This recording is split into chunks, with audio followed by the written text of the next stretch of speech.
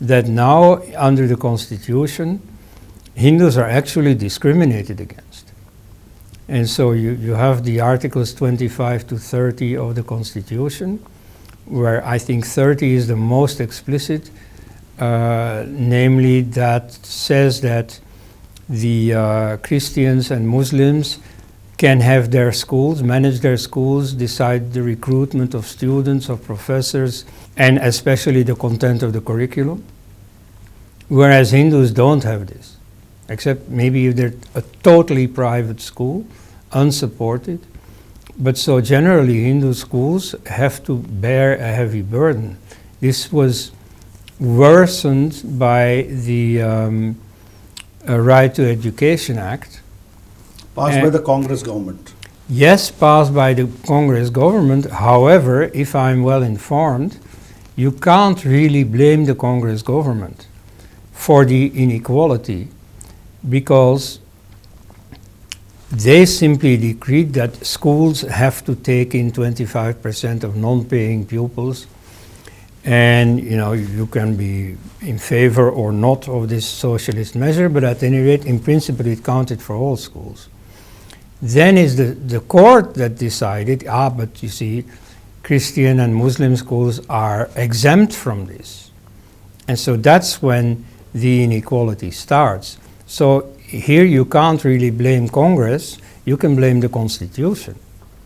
And so that is really, you don't need a Congress Mukt Bharat, as some BJP activists say. No, you need to change the Constitution. And so that's where I think the BJP is failing. You see, I'm ready to praise the BJP for their achievement in Vikas, in development. Also, the international stature of India has grown enormously. But in terms of the communal situation inside India, there they completely fail. You see, they have a unique majority. I don't know if they'll still have it after the next elections. But so now they have a unique majority where they can amend the Constitution if necessary. In fact, in the case of Article 30, maybe they don't even need to amend this article, because when the Constituent Assembly voted on it, clearly all the Hindus there did not intend to institute a discrimination against Hindus. When they said, okay, the minorities have these rights, very probably they presupposed, well, of course the majority has these rights. And so it's under Indira that the interpretation changed, and from then on you start having a very strong disadvantage of being a Hindu. And so then organizations within Hinduism who invest in education start running for the exit, like the famous court case of the Ramakrishna Mission that wanted to be acknowledged as a non-Hindu minority, or more recently the Veerashaivas. So you see clearly and objectively verifiable, there is a disadvantage on being a Hindu that some sects try to get away from. So you see, that's an interpretation of Article 30. Maybe that's a wrong interpretation.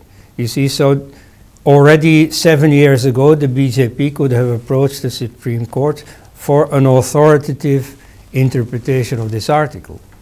And so then maybe automatically, without any parliamentary procedure, this discrimination would have been abolished.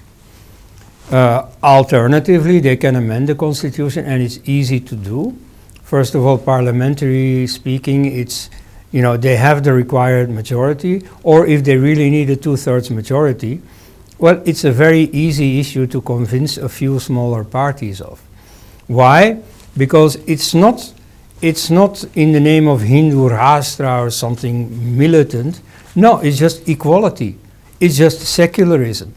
You see, in a secular state, there is no discrimination between people on the grounds of their religion.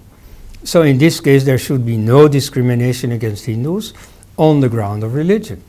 So if you abolish this discrimination, it's not a Hindu thing to do. No, it's a secular thing to do. It's a democratic thing to do. So it should be rather easy to convince some other parties of this. And so once they have achieved that, they can finally, which they have now failed to do, highlight this achievement. We brought you equality, which you deserve.